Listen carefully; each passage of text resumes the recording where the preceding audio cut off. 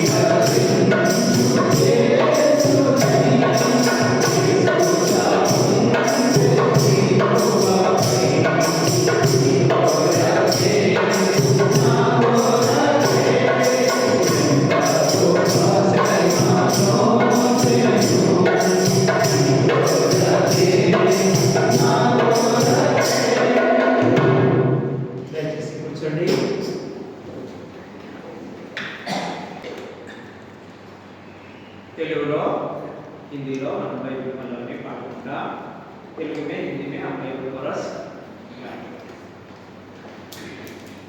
पठिंप श्रेष्ठ ग्रंथము బైబిల్ పఠింప శ్రేష్ఠ గ్రంథము బైబిల్ అనుదినం పఠించిన ప్రేమతోడ నడుపును ఓ పఠింప శ్రేష్ఠ ग्रंथము బైబిల్ दुनिया में सबसे प्यारे पुस्तक बाइबल दुनिया में सबसे प्यारे पुस्तक बाइबल पढ़े जो इसको रोज रोज सामने नजर कोई ना हो वो दुनिया में सबसे प्यारे पुस्तक बाइबल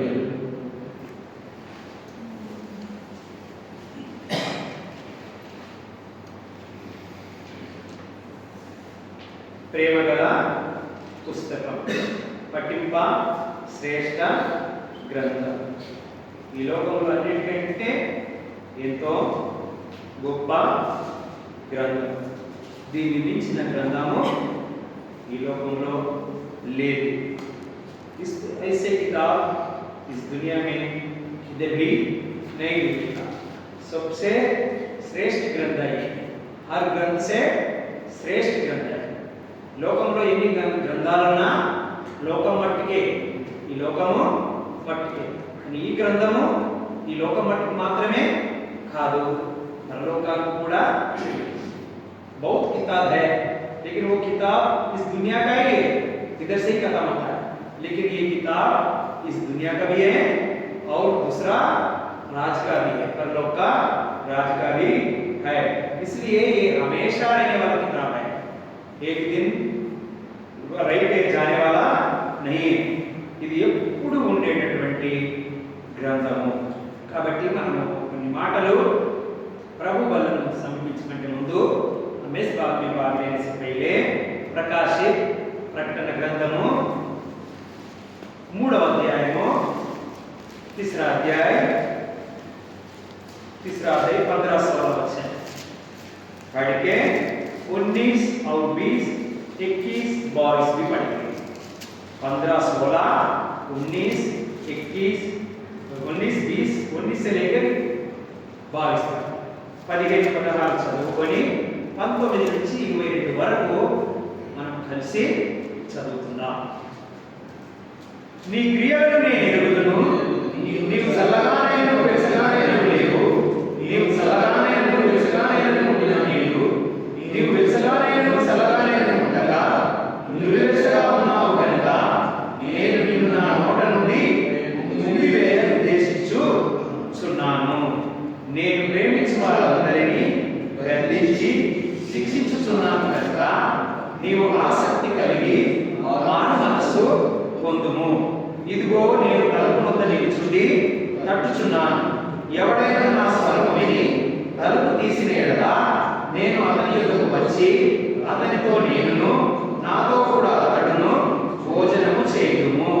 నేను జయించి నా తండ్రితో కూడా ఆయన సింహాసనం ముందు కూర్చుని ఉన్న ప్రకారము జయించు వారిని నాతో కూడా నా సింహాసనం నందు కూర్చుండనిచ్చేదను. సంగములతో ఆత్మ చెప్పుచున్న మాట చెవిగలవాడు వినుగాక.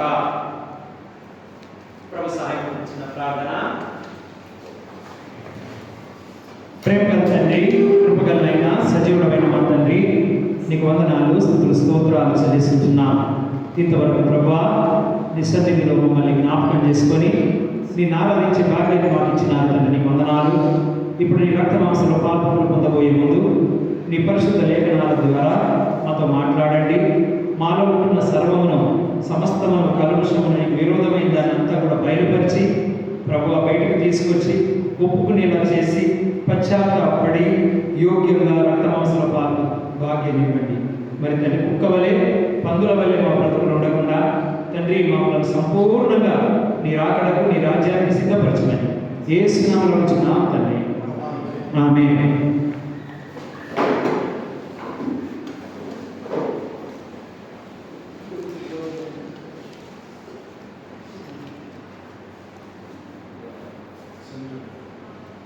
अभी क्या पढ़ा हमने? रेन चदिवा 15-16 వచనాలు. దయచేసి ఒకరు చదవండి. ఎవరైనా ఇంతమంది ఉన్నారు, ఒక్కరు కూడా చదవడానికి ఆసక్తి చూపించరు. నీ క్రియలను నేను ఎరుగుదును, నీవు చల్లగానైనను వెచ్చగానైనను లేవు, నువ్వు చల్లగానైనను వెచ్చగానైనను ఉండిన మేలు, నీవు వెచ్చగానైనను చల్లగానైనను ఉండగా నులివెచ్చగా ఉన్నావు గనుక నేను నిన్ను నా నోట నుండి ఉద్దేశించుచున్నాను. కాబట్టి ఇంకా దీంట్లో మనం ఏం చెప్పవలసిన అవసరం లేదు. हम इसमें और कुछ बोल के मिला के बोलने की जरूरत ही नहीं है. ये हम स्पष्ट रीति से प्रभु का वचन हमसे बातें कर रहा है. ఇందులో ఇంకేం కల్పించుకోవాల్సిన పని కూడా లేదు. చాలా స్పష్టంగా దేవుని యొక్క వాక్యం మనకి మాట్లాడుతూ ఉంది. ఏమంటుంది? నువ్వు చల్లగానైనా లేవు, వెచ్చగానైనాను లేవు. నువ్వు చల్లగా ఉన్నా మంచిదే, వెచ్చగానైనా మంచిదే, కానీ రెండిట్లో లేకుండా నువ్వు ఏ రకంగా ఉన్నావు అంటున్నాడు? నులివెచ్చని స్థితిలో ఉన్నావు అని అంటున్నాడు. నులివెచ్చని పరిస్థితుల్లో. क्यों आप ठंडा भी नहीं है, गर्म भी नहीं है? तो ठंडा भी रहेगा, गर्म भी रहेगा, अच्छा है, लेकिन आप दोनों में भी नहीं है, इसलिए तुम उधर का नहीं है, इधर का नहीं है, इसलिए मैं तू करना जाओ ఉమ్మి వేయకుంటే సూచిస్తున్నాను. ఎంత కఠినమైనటువంటి మాట. ఎందుకు ఇలా అంటున్నాడు? इसलिए ऐसे बोल रहा है? परमेश्वर ऐसा बोल सकता है? ऐसा बोल सकता है? हाँ, लेकिन हम पढ़ेंगे क्यों ऐसा बोल रहा, ఎందుకు ఇలాగా అంటున్నాడు. ఒక్క మాట మనం చదువుకుందాం రండి. आइए हम पढ़ेंगे.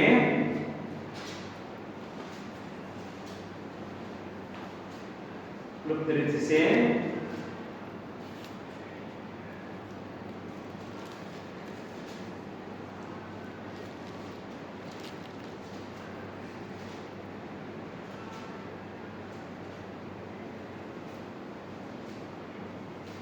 దయచేసి రండి.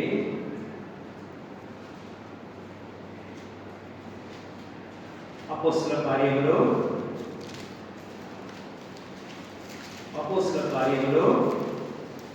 प्रेरितों का काम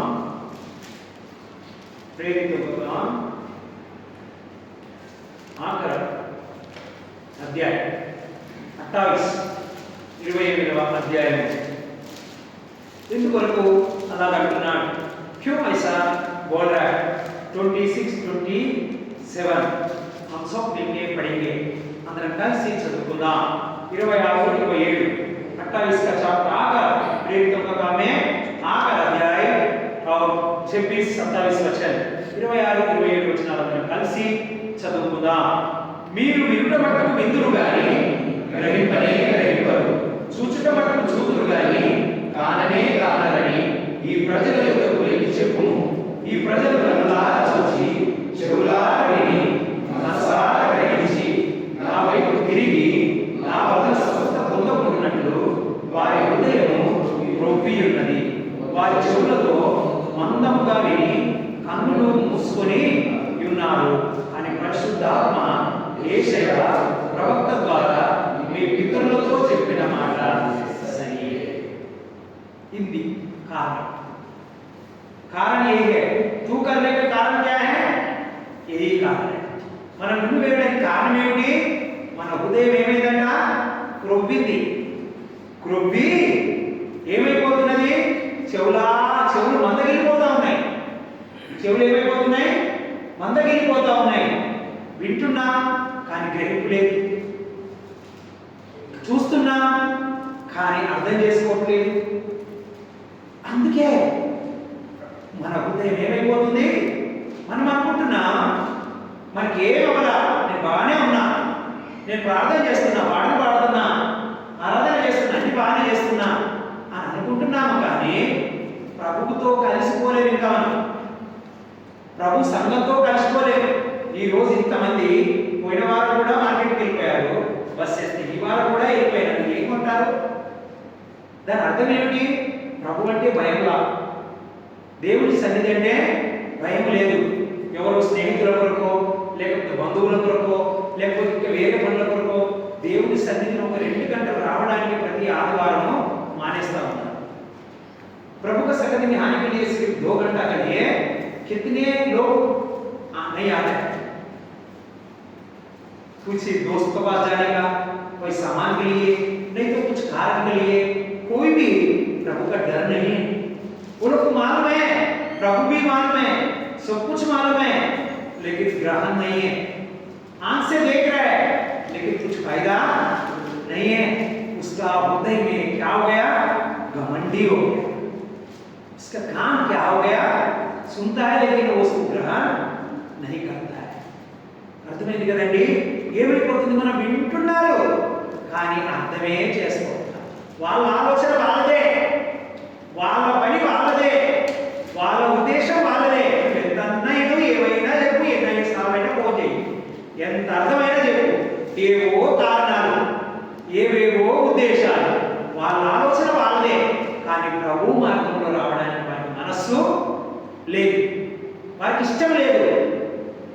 కానీ ఇక్కడ అందుకనే ఏమంటున్నాడంటే, మీరు చల్లగానైనను లేరు, వెచ్చగానైనను లేరు.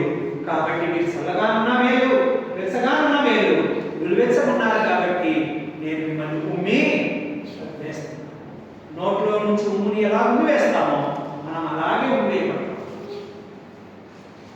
దయచేసి దేవుని సన్నిధిని మనము అంత చులకనగా చేయకూడదు. प्रभु का संगति का हमारा हिस्सा इतना इजी नहीं रहेगा। हम लोग का इतना डर रहना चाहिए। वो बोलता है तुम ठंडा भी नहीं है, गर्म भी नहीं है, तो इसलिए तुमको मैं तू करना चाहता हूँ। अगर परमेश्वर तू करेगा तो हम क्या किधर जाएगा? जिधर से हमको धरती से उठाया और जिधर से और कचरा से उठाया, फिर भी उधर ही जाएगा। ఎక్కడి నుంచి నేల నుంచి లేవెట్టాడు దరిద్రంలో ఉన్న మనల్ని, పెట్ట కుప్ప మీద నుంచి లేవనెత్తాడు కూర్చుండబెట్టడానికి. మళ్ళీ మనం ఏమైపోతామో, ఉమ్మేస్తే పెట్టలోకే వెళ్ళిపోతాం, మళ్ళీ అదే నేల మీదకి వెళ్ళిపోతాం. అదే పరిస్థితి మళ్ళీ మనది, ముందడి పరిస్థితి మళ్ళీ మనది. ఎప్పుడైతే మనం దేవుని యొక్క వాక్యాన్ని వింటామో, దాన్ని అర్థం చేసుకుంటామో, దాని ప్రకారంగా బ్రతకడానికి అలవాటు పరుచుకుంటామో, అప్పుడే దానికి విలువ. కాబట్టి లోక సంబంధమైన వాటి ఆలోచనలతోటో, ఇంకా వేరే వేరే వేరే వేరే ఏదో రకాలతోటో మనం ఎన్ని చేసినా ఏ ప్రయోజనమో లేదు. అందుకని ప్రభు ముందే చెప్పాడు, నేను లక్షల మంది ఉన్న దగ్గర నేను ఉండను, ఎక్కడైతే నా నామమున 2 3 కూడి ఉంటారో నేను వారి మధ్యన ఉంటాను. क्यों प्रभु पहले ही मालूम है उसको, प्रभु का संगति बोलेगा तो कितना आदमी आ सकता है। किधर 2-3 भाई इकट्ठा होते हैं उसके पीछे हम है, उसको लाखों आदमी नहीं चाहिए। मन नहीं फिराया, उसका दिल में प्रभु का जगह नहीं है और प्रभु का स्वरूप में आने के लिए पसंद नहीं है, जैसे नाम के वास्ते क्रिश्चियन बन के रहेगा, उसको कोई फायदा नहीं है। నామకార్థమైన క్రైస్తవులతో దేవుడికి ఏ సంబంధమో లేదు. లక్షల మంది, వేల మంది ఉన్నప్పుడు ప్రయోజనం ఏమీ లేదు. 2-3 పర్వాలేదు, పరలోకానికి వెళ్ళే వాళ్ళే కావాలి. కాబట్టి దేవుని బిడ్డలుగా మన మనసు ఎలా ఉంది, మనం ఏ స్థితిలో ఉన్నాం, हम किसी सिचुएशन में हैं, हम घर में या ठंडा है, या इधर कभी नहीं है ना उधर कभी नहीं है, लेकिन प्रभु का संगत में आ रहा है, हम सुन रहा है, फिर ग्रहण कर रहा है नहीं कर रहा है, మన కళ్ళతో చూస్తున్నాం, మనం అర్థం చేసుకుంటున్నామా లేదా? దేవుని అంటే, దేవుని సంఘం అంటే, పరిస్థితులు అంటే ఏమిటి, పరిచర్య అంటే ఏమిటి? ఒక విశ్వాసమే కాదు, ఇదంతా సేవ పరిచర్య చేసే వాళ్ళ కూడా అందరికీ, ये खाली विश्वास के लिए नहीं है, हर आदमी के लिए वही सिचुएशन है। हमारा सामने बहुत कुछ काम है, प्रभु का काम करने वाला चाहिए। కోత విస్తారమే కానీ కోత పోయేవారు కొందరే। काटने का बहुत कुछ है दान, लेकिन काटने वाला नहीं, उसको चाहिए काटने वाला, बैठने वाला नहीं है, కూర్చునే వాళ్ళు కాదు, పని చేసే వాళ్ళు కావాలి, ఆయనకి పని చేసే వాళ్ళు, काम करने वाला चाहिए। इसलिए बोलता है, చూడండి తెస్సలోనికీయులకు రాసిన పత్రిక, తెస్సలోనికీయులకు రాసిన పత్రిక, 2వ తెస్సలోనికీయులకు రాసిన పత్రిక, दूसरा తెస్సలోని 3रा अध्याय 11వ వచనం, 3వ అధ్యాయం 11వ వచనం, మీలో కొందరు ఏ పనియు చేయక పరుల జోలికి పోవచ్చు, అక్రమముగా నడుచుకుంటున్నారని వినుచున్నాం।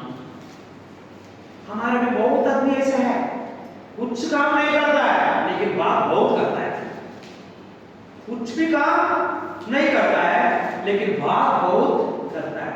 ఏ పని చేయరు కానీ మాటలు మాత్రం చాలా ఉంటాయి, పెద్ద పెద్ద మాటలు, వాళ్ళు మాట్లాడినట్టు ఇంకెవరు మాట్లాడలేదు, ఏమో చేస్తున్నట్టు దేవుడు కూడా ఏదో సమర్పించుకుంటున్నట్టుగా యాక్షన్లు నేను ఎంతో ఇస్తున్నాను ప్రభువుకి అన్నట్టు, నేను ఏమో చేస్తున్నాను మనుషులకు కనిపించుకోవడానికి పెద్దగా మాట్లాడతాను. అందుకే అంటున్నాడు, మీలో కొందరు ఏ పని చేయక పరుల జోలికి పోవచ్చు, అక్రమంగా నడుచుకుంటున్నారని విలుచున్నాను. 12వ వచనంలో అట్టివారు నెమ్మదిగా పనిచేయచ్చు, సొంతముగా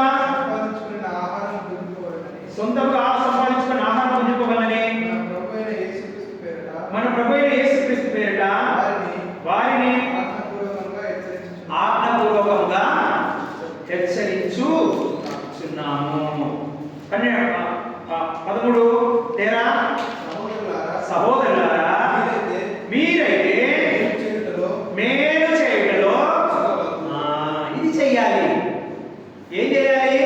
పని చేస్తూ మనం సొంతగా సంపాదించుకొని తింటూ మనం కష్టాల్లో ఉన్న వారికి మేలు చేస్తూ మనం బ్రతుకుని వెళ్ళించాలి. మనం దేవుడికి చేసేదే, దేవుడికి ఇచ్చేదే మనం ఇవ్వలేము. ఇంకా ఇతరులకు ఎలా సాయం చేయగలుగుతాం? ఇతరులను ఇంకెలా ఆదుకోగలుగుతాం? మన దేవుడికి చేసేదే చేయడానికి మన మనసు ఒప్పుకోదు, మనం ముందుకు రాము. కానీ ఇంకా ఇతరులకు చేయాలంటే ఎక్కడికి చేస్తాం మేలు?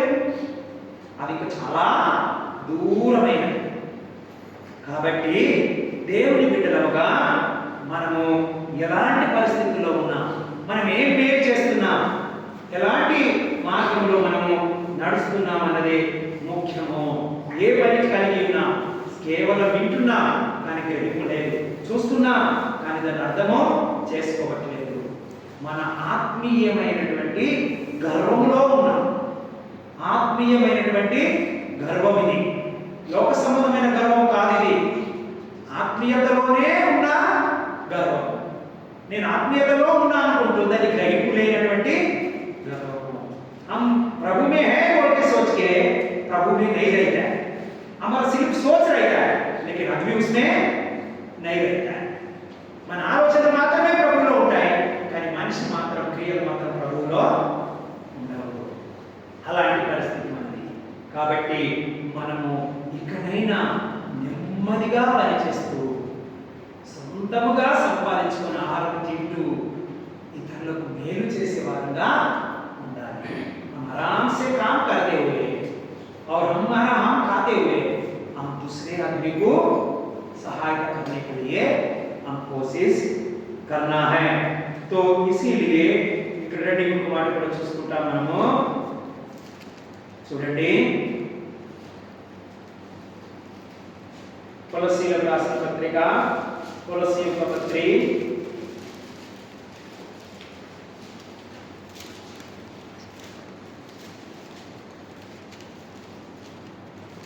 1వ అధ్యాయం, మొదటి అధ్యాయము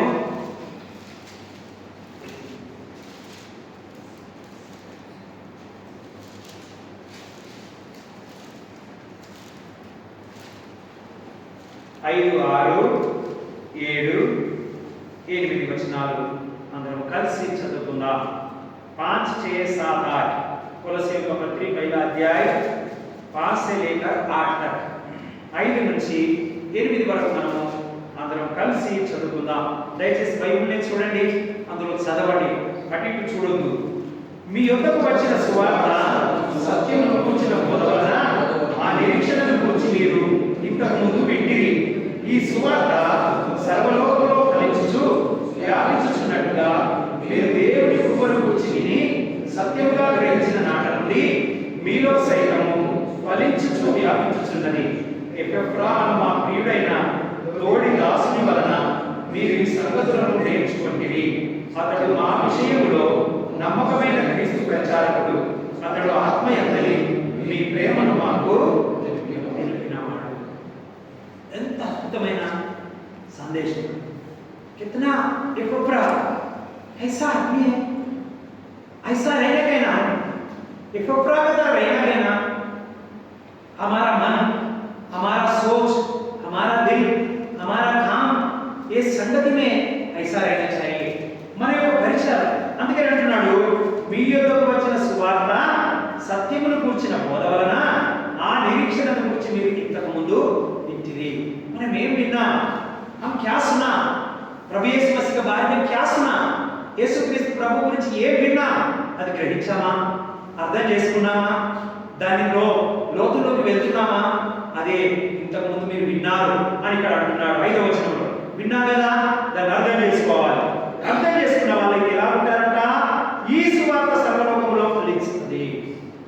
నీ ద్వారా నా ద్వారా ప్రభు అయిన యేసుక్రీస్తును గురించిన వార్త ఫలించాలి.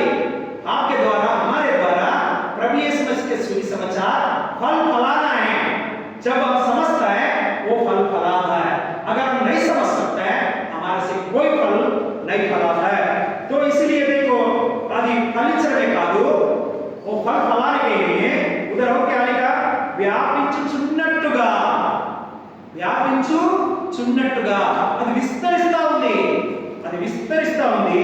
మీరు దేవుడి కృపను గురించి విని సత్యంగా గ్రహించిన నాటి నుండి మీలో సైతము ఫలించుచు వ్యాపించుచున్నది. మనలో సైతము, మనలో ఫలించాలి, మనలో ద్వారా వ్యాపించి తీరాలి. हमारे में भी फल फलाना है, हमारे द्वारा में भी व्याप्ति होना है. ये है हमारा आत्मीय का जिंदगी में फल फलाना. तो మన ఆత్మీయ జీవితంలో ఫలించాలంటే ఈ పని చేయాలి. పనిని చేసుకుంటూ ఫలించాలి. కాబట్టి మనం ఏ పని చేయాలి?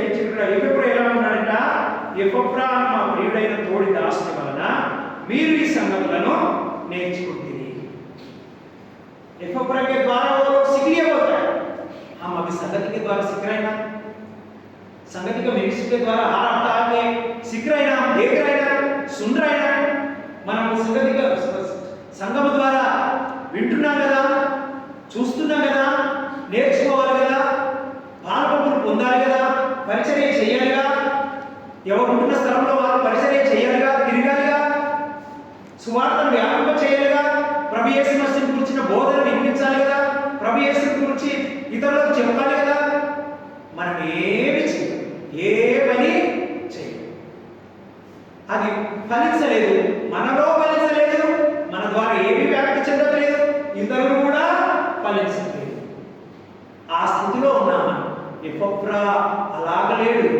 ఇతరులను ఏం చేస్తున్నాడు? ఆయన దేవుని సువార్తను చెప్తున్నాడు, యేసు ప్రభు గురించిన బోధన చెప్తా ఉన్నాడు, వారు ఫలించేలా చేస్తా ఉన్నాడు, వారిని ఈయన ఫలిస్తున్నాడు, ఈయన వ్యాప్తి చెందుతున్నాడు, వారు కూడా ఫలిస్తున్నారు, వారు కూడా వ్యాప్తి చెందుతున్నారు. ఇది ఎఫెప్రా వలన మీరు నేర్చుకుంటుంది కదా. కాబట్టి మన ద్వారా ఇతరులు నేర్చుకోవాలి. ఎంతకాలం మనం నేర్చుకునే స్థితిలో ఉంటాం? ఇంకెంతకాలం ఇతరులతో చెప్పించుకునే స్థితిలో ఉంటాం? మనల్ని ఏ స్థలంలో, ఏ కంపెనీలో ఎందుకు ఉంచాడో అర్థం చేసుకోవాలిగా. దేవుని అడగాలిగా, నన్ను ఈ స్థలంలో ఎందుకు ఉంచావు, ఈ ఏరియాలో ఎందుకు ఉంచావు, ఈ ప్రాంతంలో, ఈ కంపెనీలో నన్ను ఎందుకు ఉంచావు? ప్రభువా నా పట్ల పూర్తి చేయి, ఆ నీ ఉద్దేశము నా పట్ల సంపూర్ణంగా చేయి. నేను నీ పని చేయాలి, నీ స్వార్థ చెప్పాలి, నీ గురించి నేను చెప్పాలి, ఇతరులకు బోధించాలి, ఇతరులను నేను ఫలింప చేయాలి, నేను కూడా ఫలించాలి.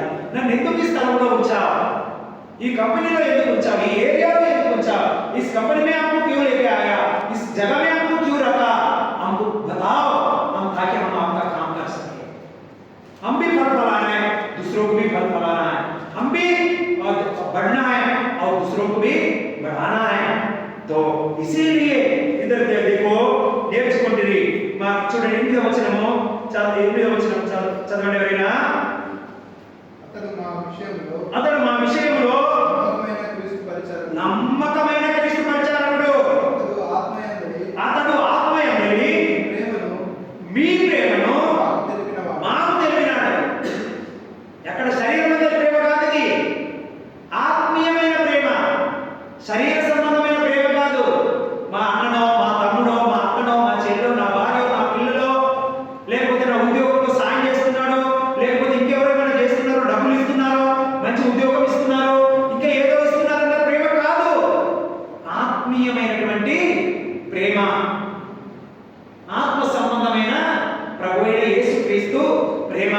ఈ ఉద్యోగం కాకపోతే ఇంకొక ఉద్యోగం ఉంటుంది, ఈ పని కాకపోతే ఇంకొక పని ఉంటుంది, వీరు కాకపోతే ఇంకొకరు వస్తారు, శరీర సంబంధులు. కానీ ప్రభువు ఆత్మ మనకు కావాలి. దేవుని యొక్క ఆత్మీయమైనటువంటి ప్రేమ మనకు కావాలి. కాబట్టి ఏమంటున్నాడు? అతడు మా విషయంలో నమ్మకమైన క్రీస్తు పరిచారకుడు. మనం నమ్మకమైన క్రీస్తు పరిచారకులు ఉండాలి. సంఘానికి క్షేమకరంగా ఉండాలి, సంఘానికి ఉపయోగకరంగా ఉండాలి. అందుకే అక్కడ ఏమన్నాడు? చూడండి ఏమన్నా, మీ అతడు ఆత్మయందు మీ ప్రేమను మాకు తెలిపినాడు. ఒకరి ప్రేమను ఒకరు తెలుపుకోవాలి, ఒకరి ప్రేమను ఒకరు పంచుకోవాలి. ఇది మన కుటుంబం, ఇది మన. అందుకే ఇక్కడ ఏమంటున్నాడు చూడండి, నేను ఏమన్నా ప్రకటన గ్రంథము 3వ అధ్యాయము మీకు చల్లగానైనా వెచ్చగానైనా వేరుగా 3వ అధ్యాయం 15వ వచనం చదవండి ఎవరైనా. నీవు సత్రవచన ప్రకాశించు యొక్క సత్ర, నువ్వు దౌర్భాగ్యుడవును, దిక్కుమాలిన వాడవును, దరిద్రుడవును, గుడ్డివాడవును, దిగంబరుడవై యున్నానని ఎరుగక నేను ధనవృద్ధి చేసి ఉన్నాను, నాకేమీ పదవలేదని చెప్పుకొనుచున్నావు. నీవు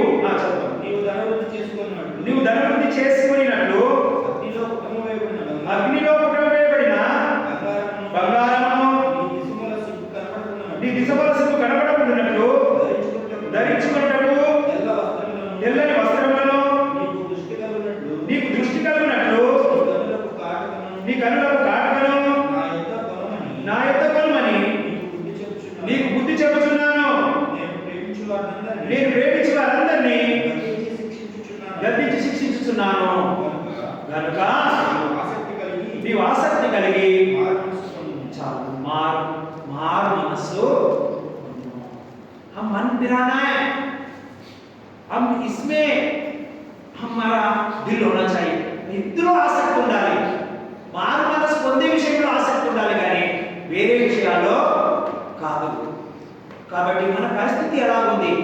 దౌర్భాగ్యము, దరిద్రములు, మరి ఇంకనో దిగంబరులమై ఇలాంటి పరిస్థితుల్లో ఉండి చల్లగానైన లేక వెచ్చగానైన లేక నిలువెచ్చగనే స్థితిలో ఉండి ఉమ్మి వేసే పరిస్థితుల్లో ఉంటే దేవుడు అంటున్నాడు, నీ పరిస్థితి మళ్ళీ తిరిగి మొదటికి వెళ్తుంది. परमेश्वर बोलता है पहले स्थान में जाएगा तुम्हें, ऐसा सिचुएशन में मन दिलाना है. इसलिए 20 वचन में बोलता है, क्या बोल रहा है 20 వచనంలో, ఇదిగో నేను తలుపు వద్ద నిల్చుండి తట్టుచున్నాను, ఎవడైనా నా స్వరము విని తలుపు తీసిన యెడల నేను అతని యొద్దకు వచ్చి అతనితో నేనును నాతో కూడా అతడును భోజనము చేయను. ఇప్పుడే మనల్ని మన హృదయంతో తడుతున్నాడు. ఈ వాక్యాల చేత, మనం ఇప్పుడు చదివిన వాక్యాల చేత ప్రభువు మాట్లాడి మన హృదయాన్ని తడుతున్నాడు. కాబట్టి మనము ఏం చేయాలి? ఆయనతో కలిసి భోజనం చేయాలని ఇష్టపడుతున్నాడు. మనందరం उसका साथ बैठ के भोजन करने के लिए बुला रहा है. अगर मन फिराएगा तो उस जगह में प्रभु यीशु किसी के साथ बैठ सकता है. कभी बैठ सकता है. ఎప్పుడు కూర్చోవచ్చట? 20 బట్టి చదవడైనా, నేను జయించి నా తండ్రితో కూడా ఆయన సింహాసనం ముందు కూర్చుని ఉన్న ప్రకారము జయించువాని నాతో కూడా నా సింహాసనం ముందు మనం వీటన్నిటిని జయించాలి. हम सबको जय पाना है. जो कुछ हम पढ़ा अभी, ఏదైతే ఇంతవరకు మనం చదువుతూ వచ్చామో వాటన్నిటిని జయించాలి. అప్పుడే మనం ప్రభుతో ఉంటాం, పరలోక రాజ్యంలో లేకపోతే ఉంటాం. ఇది నిజం, సత్యం. అందుకే అంటున్నాడు, ఏమంటున్నాడు? పేర్లు చెప్తలేడు ఆయన. ఎవరితో చెప్తున్నాడు ఈ మాటలన్నీ? చదవండి 22వ వచనం.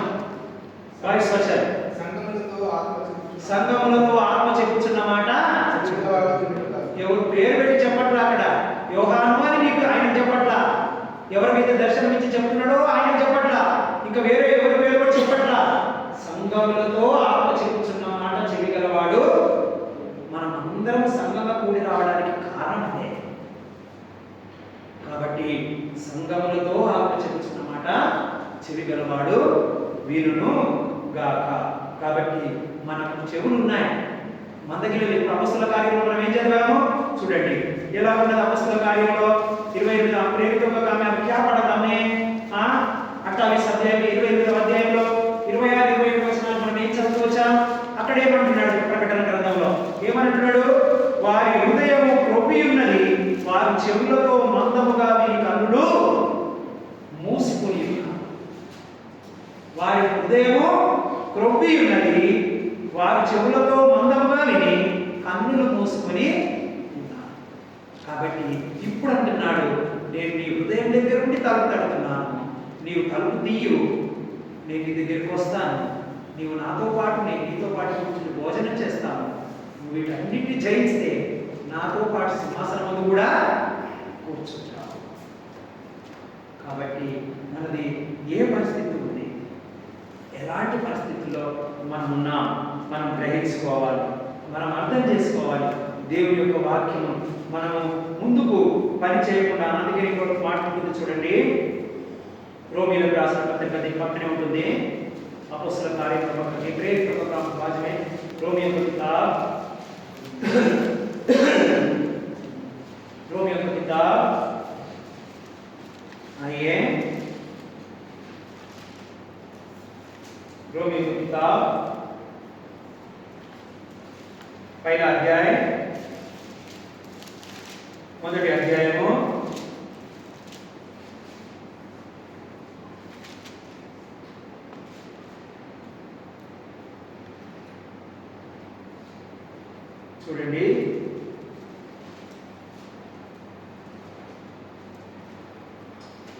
18 वचन चलिए, पढ़ लीजिए। 18 वचन, దుర్నీతి చేత సత్యమును అడ్డగించు మనుషుల యొక్క సమస్త భక్తిహీనత మీదను దుర్నీతి మీదను దేవుని కోపము పరలోకము నుండి బయలుపరచబడుతున్నది. మరి కూడా 19 కూడా, ఎందుకనగా దేవుని గురించి తెలియశక్యమైనదేదో అది వారి మధ్య విషదమై ఉన్నది.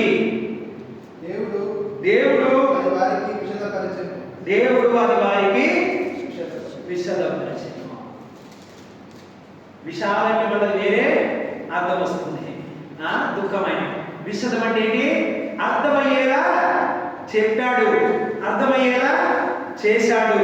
కాబట్టి ఇక్కడ రోమియో की किताब पहला अध्याय 18-19 में దుర్నీతి చేత సత్యమును అడ్డగించు మనుషుల యొక్క సమస్త భక్తిహీనత మీదను దుర్నీతి మీదను దేవుని కోపం పరలోకము నుండి బయలుపరచబడుతుంది. ఎందుకు బయలుపరచబడుతుంది కోపము అంటే, ఎందుకనగా అని 19వ వచనంలో రాయబడింది.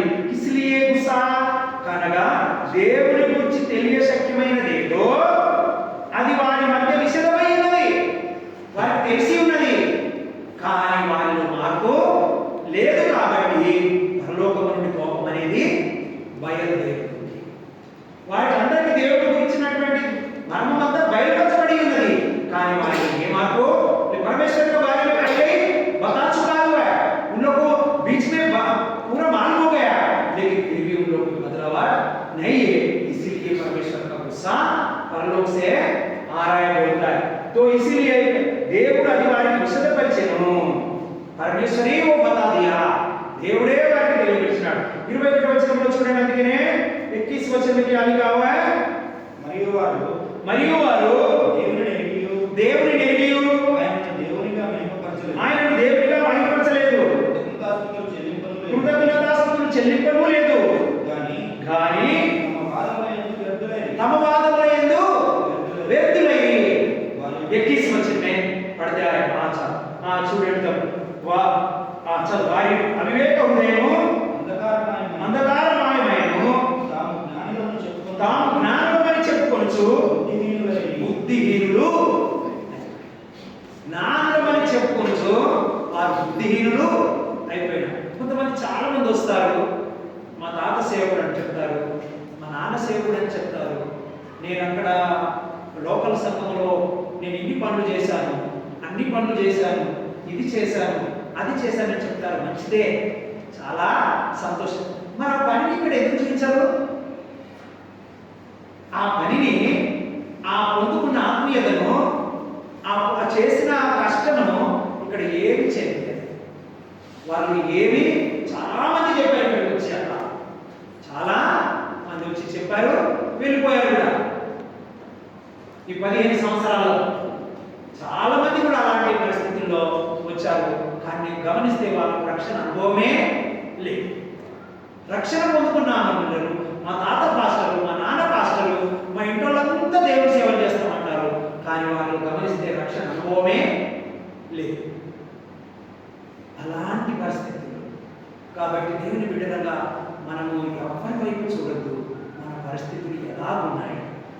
ఏమని చెప్తా ఉన్నాడు? ఆల్రెడీ దేవుని గురించిన వార్త వాక్యం మనలో విశదమైంది. ఎన్నో సంవత్సరాలుగా మనం వింటూనే ఉన్నాం, ఆరాధిస్తూనే ఉన్నాం, ప్రార్థన చేస్తూనే ఉన్నాం, పాటలు పాడుతూనే ఉన్నాం. కానీ మనం దేవుని కొరకు ఏమి చేయక, పరిచర్య కొరకు ఏమీ చేయక, మళ్ళీ మనము ఇంకొకరు పిలవాలే తప్ప మనకు మనం రాము, ఇంకొకరు తీసుకురావాలే తప్ప మనం వెళ్దామన్న ఆలోచన ఉండదు. అంత దీనమైనటువంటి పరిస్థితి ప్రభు స్థితికి. కాబట్టి ఇక్కడ ఏమంటున్నాడు? ఇక చూడండి, ఇంకో మాట కూడా మనము చూసుకుంటాము. ఇది రోమిలకు రాసిన పత్రిక, రోమిలకు కితాబ్, రోమిలకు కితాబ్,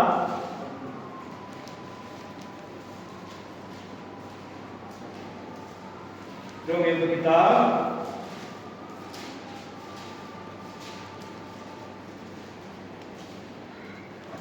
మాట ఉంటుంది.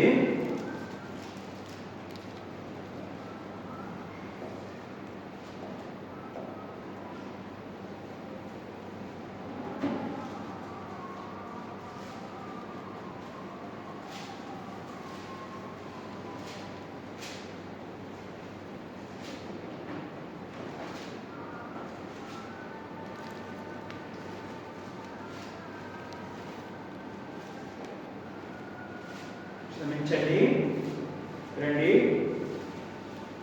क्षमा करिए।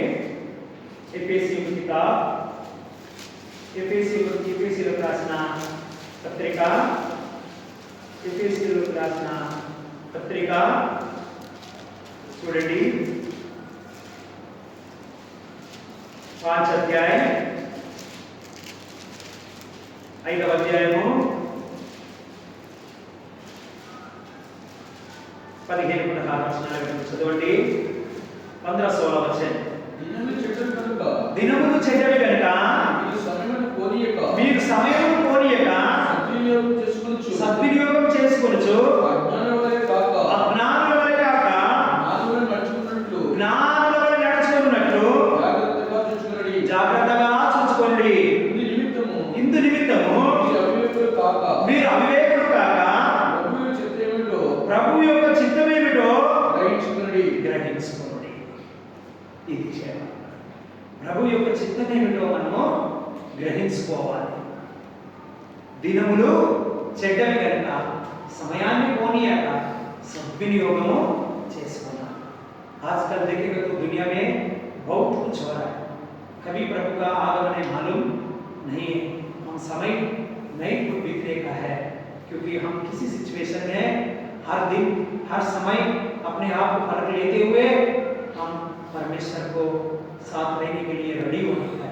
అందుకనే దినములు చూస్తే ఈ లోకంలో చాలా చెడ్డవిగా ఉన్నాయి. ఎవరిని నమ్మరాకుండా ఉంది, ఎవరిని నమ్మాలో తెలియకుండా ఉంది. పరిస్థితులు ఒక్కలాగా లేవు. మనుషులు ఈ రోజు ఒకలాగా రేపు ఒకలాగా మారిపోతా ఉన్నారు. ఎవరిని నమ్మడానికి లేదు. కాబట్టి అజ్ఞానుల వలె కాక జ్ఞానుల వలె వివేకంతో మనం ఏం చేయాలంట? నడుచుకోవాలి. జాగ్రత్తగా బ్రతకడానికి నేర్చుకోవాలి. చాలా జాగ్రత్తగా బ్రతకడం నేర్చుకోవాలి. కాబట్టి మనం అజ్ఞానుల బుద్ధిహీనుల వలె ఉండకూడదు. అజ్ఞానుల వలె అవివేకుల వలె కాకుండా ఎవరితో ఎలా మాట్లాడాలి, ఎలా ప్రవర్తించాలో నేర్చుకోవాలి. అలాగా మనం ప్రభు కొరకు ఏం చేస్తున్నామో అర్థం చేసుకోవాలి. మన జీవిత విధానం ఎలా ఉందో, నా ఆఖరి క్షణం ఏమిటో, నా అంతం ఏమిటి అని మనం గ్రహించుకోవాలి. కాబట్టి మనం దేవుని యొక్క చిత్తం ఏమిటో ఒకటి మాట చదువుకుందాం. కొరింథీయుల కీర్తనల గ్రంథము భజన సహిత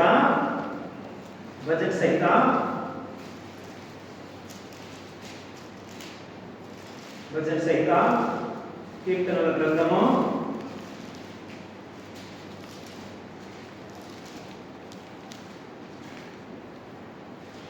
1 కీర్తనల గ్రంథము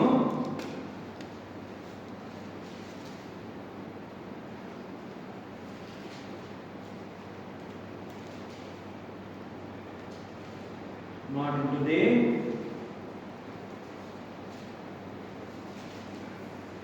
నా అంతమేమై ఉన్నదో నాకు తెలుపుమని. 39వ అధ్యాయము 39.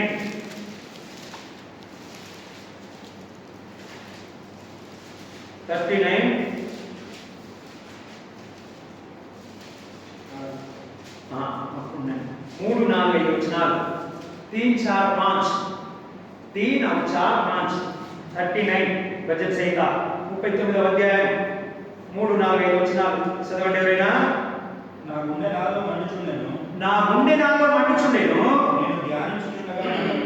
నేను ధ్యానించుచుండగా మంట పుట్టెను. అప్పుడు నేను నా ఈ మాట నొరారా పలికితిని, యెహోవా నా అంతము ఎట్లున్నది,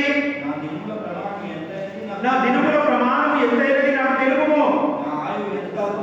నా ఆయువు ఎంత అల్పమైనదో నేను తెలుసుకొని కోరుచున్నాను. నా దినముల పరిమాణము నీవు బెత్తడంతగా చేసి ఉన్నావు. నీ సన్నిధిని నా ఆయుష్కాలము లేనట్టే ఉన్నది. ఎంత స్థిరుడనైనను ప్రతివాడును కేవలం వట్టి ఊపిరి వలె ఉన్నాడు. కేవలం వట్టి ఊపిరి వలె ఎంత స్థిరుడైనను కేవలం వట్టి ఊపిరి వలనే ఉన్నాడు. ఇది మన పరిస్థితి. అంత గొప్ప రాజు దావీదు, అంత ధనం ఉంది, అంత ఆస్తి ఉంది, అంతమంది భార్యలు ఉన్నారు, అంతమంది పిల్లలు ఉన్నారు. ఆయనకి ఏది తప్పలేదు. ఆయన అంటున్నటువంటి మాట, दाऊद कोई कमी नहीं है, बहुत बीवी है, बच्चा भी है, धन भी है, संपत्ति भी है, वो एक राजा भी है, लेकिन बोलता है कुछ भी नहीं. कितना बड़ा आदमी भी हो, केवल वो हवा का तरह है. तो ये हमारा तीसरा वचन मेन इंपॉर्टेंट है.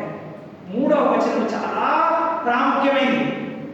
మనం ఈ మాటలో దేవుని వాక్యం ఎప్పుడైతే వింటామో మన లోపల మండాలి, దుఃఖం రావాలి, పశ్చాత్తాపం రావాలి, బాధ రావాలి, మార్పు రావాలి. అందుకే అంటున్నాడు, నా గుండె నాలో మండుచుండెను, నేను ధ్యానించుచుండగా మంట పుట్టెను, అప్పుడు నేను ఈ మాట నోరారా పలికెను. कभी हमारा दिल में प्रभु का वचन काम करता है तो हमारा आग जलता है ना, ऐसा जलता है हमारा दिल. तभी मुंह से हमारा आराधना भी हो, प्रार्थना भी हो आता है. ఎప్పుడైతే దేవుని వాక్యం వింటామో, చదువుతామో, మన లోపల మండుతుందో మంటలాగదండి, అప్పుడే మన లోపల నుంచి ప్రార్థనైనా ఆరాధనైనా ఏదైనా సరే బయటికి వస్తుంది, మన స్ఫూర్తికి వస్తుంది. అందుకే ఎలాంటిది వస్తుంది, ఆ పరిస్థితుల్లో మనకి ఏది అవసరం అదే వస్తుంది. లేకపోతే నామకార్థంగానే ఉంటుంది. వినుట మట్టుకు వింటారు కానీ వారు గ్రహింపరు, చూచుట మట్టుకు చూస్తారు కానీ వారు కానరు. వారి హృదయము కొవ్వి ఉన్నది, వారి చెవులు మందముతో ఉన్నవి, వారు గ్రహింపరు. కానీ ప్రభు అంటున్నాడు, ఈ సమయంలో నేను మీ హృదయమైన తలుపులు తడుతున్నాను. ఎవడైనా నా స్వరం విని తెరిస్తే నేను లోపలికి వస్తాను, నీవు నాతో పాటు భోజనం కూర్చుంటావు. వీటన్నిటిని జయిస్తే నీవు నాతో పాటు సింహాసనం మీద కూడా కూర్చుంటావు. నువ్వు చల్లగానైనా వెచ్చగానే ఉంటే నా చేత నువ్వు ఉంటే బాగుంటుంది, కానీ నువ్వు నిలువెచ్చని పరిస్థితిలో ఉన్నావు కాబట్టి నేను నువ్వు వేస్తాను అంటున్నాను. బట్టి దేవుడు మనకే వదిలేశాడు మన నిర్ణయాన్ని. మనం ఇక మీదకైనా మారు మనసు పొందుకోవాలి. मन पिराना है तो प्रभु वही बोलता है. पहला कोरिन्थी 11:28 में वही बोलता है. మొదటి కొరింథీ 11:28 అదే చెప్తా ఉన్నాడు, నిన్ను నీవు పరీక్షించుకొని ఇందులో పాల్గొను. దేవుడి మాటలు దీవించుగాక.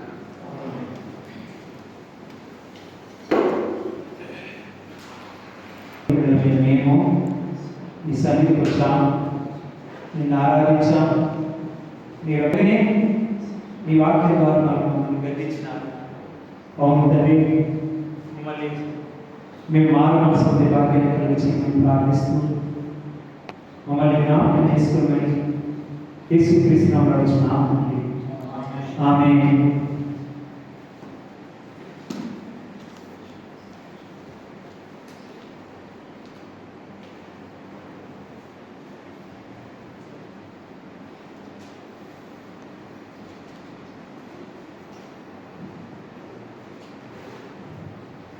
నేను మీకు అప్పగించిన దాన్ని ప్రభువుల పొంది తిని ప్రభు యేసు తన అప్పగిన రాత్రి మీరు ఎత్తుకొని కృతజ్ఞతాస్తుతులు చెల్లించి దాన్ని విరిచి ఇది మీ కొరకైన నా శరీరము, నన్ను జ్ఞాపకం చేసుకున్నట్టు ఇది చేయడం చెప్పాను. ఆ ప్రకారం భోజనమైన పిమ్మట ఆయన పాత్రను ఎత్తుకొని ఈ పాత్ర నా రక్తమైన కొత్త నిబంధన, మీరు దీనిలో త్రాగినప్పుడల్లా నన్ను జ్ఞాపకం చేసుకున్నట్టు ఇది చేయడం చెప్పాను. మీరు ఎటువంటి దీని పాత్రను త్రాగినప్పుడల్లా ప్రభు వస్తువులకైన మరణం ప్రచురించారు. కాబట్టి ఎవరు అధికంగా ప్రభు యొక్క రొట్టెను తినో లేక ఆయన పాత్రను త్రాగునో వాడు ప్రభు యొక్క శరీరం గురించి రక్తమును గురించి అపరాధేయం. కాబట్టి ప్రతి మనిషి తనంతా పరీక్షించుకునేవాళ్ళను అలాగ చేసే వ్యక్తిని ఆ పాత్రలోని త్రాగవలను. కృపగల తండ్రి,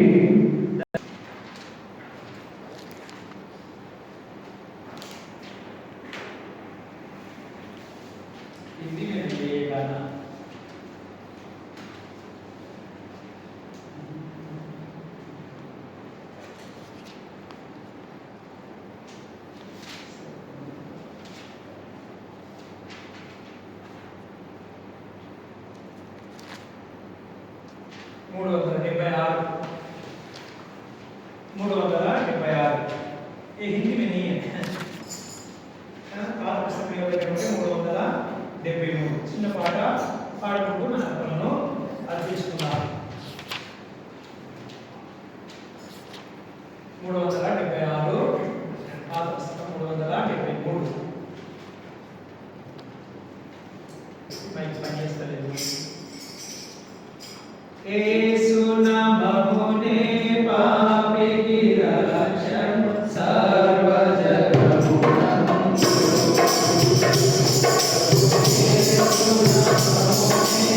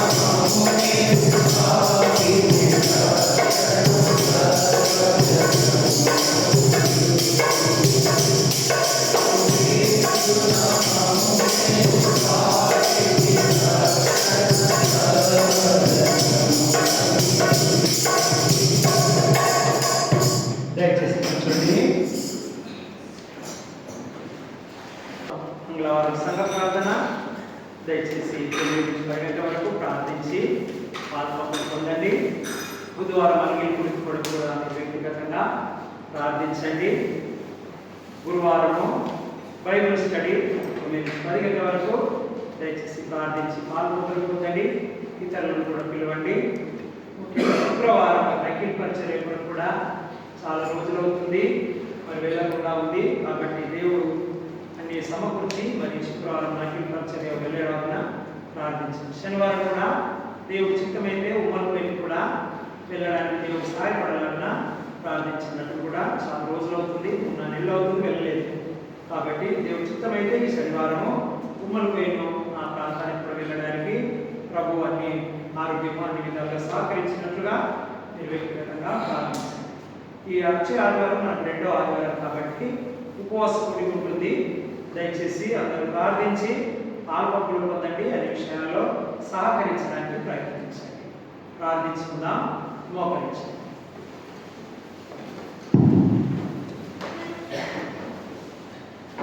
ప్రేమ గల తండ్రి, కృపగలనైనా సజీవుడైన మా తండ్రి, నీకు వందనాలు, స్తుతులు, స్తోత్రాలు చెల్లిస్తున్నాం.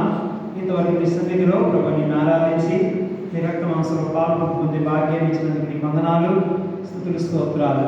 అయ్యా, ఏదైతే వాక్యం విత్తినారో అది మా హృదయాల్లో ఫలించడానికి, వ్యాపించడానికి మాకు సాయం చేసి ప్రార్థిస్తూ దయగలిగిన పరిస్థితుల్లో నేను కానీ, మేము కానీ, మా కుటుంబం కానీ, మా సంఘం కానీ విడిచిపెట్టబడకుండా, ఉమ్మివేయబడిన స్థితిలో ఉండకుండా సహాయం చేయండి. నీతో పాటు కలిసి భోంచేసి ఆ సింహాసనంలో కూర్చుని బిడ్డలుగా ఉంచమని ప్రార్థిస్తూ ప్రాధేయపడుతూ బతులాడుతూ వస్తుంది.